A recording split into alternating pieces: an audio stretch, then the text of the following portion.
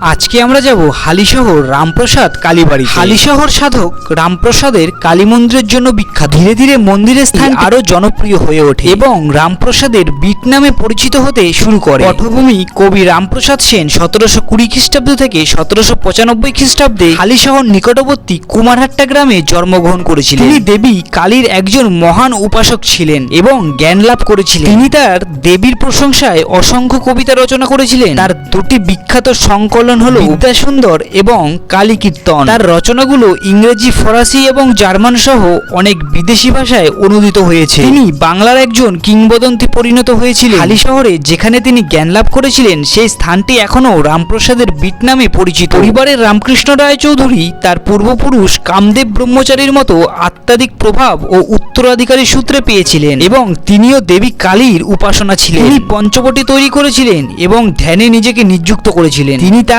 সময়ের একজন বিখ্যাত অত্যাধিক ব্যক্তিত্ব হয়ে ওঠেন। বড় ছেলে স্ত্রী সুভদ্রা দেবী রামপ্রসাদকে রামকৃষ্ণ ধামে থাকতে এবং দেবীর পূজা চালিয়ে যাওয়ার জন্য অনুরোধ করেন। তিনি রামপ্রসাদের অনুগ্রহে জমি দান করতে চান এবং প্রবন্ধটি গ্রহণ করতে পেরে অত্যন্ত খুশি হন। হালিশহর স্টেশন থেকে অটো, ম্যানুয়াল রিক্সায় করে পৌঁছে যাওয়া যায়, অন্যথায় এই মন্দিরে লোকাল ট্রেনে করে নৈহাটি বা কাঁচরাপাড়া রেলওয়ে স্টেশনে তোমরা নামতে পারো। সেখান থেকে যে কোনো অটো অথবা বাসে করে তোমরা পৌঁছে যেতে পারো এই কালীবাড়িতে। হালিশহর মূলত সাধক রামপ্রসাদ সেনের বাসস্থান হিসেবেই পরিচিত। এ কারণেই এই শহরটি মা কালীর অনেক পুজো অনুষ্ঠানের সাক্ষী, যার ভক্ত ছিলেন রামপ্রসাদ। সত্যকবি রামপ্রসাদ সেনের জন্ম গঙ্গার তীরে অবস্থিত হালিশহর গ্রামে। এখানে একটি পর্যটন স্থান আছে, রামপ্রসাদ ভিটা, যা ছিল সাধক রামপ্রসাদের কুঠি, যেখানে তিনি জন্মগ্রহণ করেছিলেন। তিনি একজন শান্ত সাধক ছিলেন এবং 500টিরও বেশি ভক্তিমূলক গান রচনা করেছিলেন, যা রামপ্রসাদ ভিটার সংলগ্ন তার সাধনপীঠে অবস্থিত।